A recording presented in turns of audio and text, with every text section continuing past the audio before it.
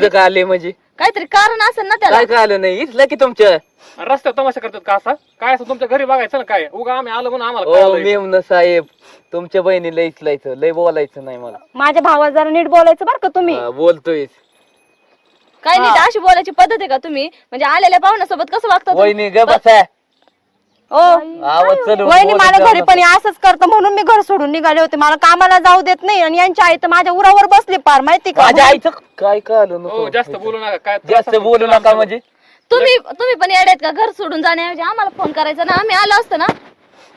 आले असते तुम्ही परत हे मला म्हणले असते ना तुझ्या घरच्यांना बोलून घेतलं म्हणून म्हणून मी निघाले एक होते. काम करा तुम्ही घरी चला. काय असं ते म्हातारी बद्दल आपण असं काय चल चला हा तुम्ही ते चल. चला. हे काय इथे चाल की मग काय नाही मला आम्हाला कपा लावते हे बघा, मोकार. नाही बघू ना काय व्हायचं ते आज होऊनच जाईल एकदाच.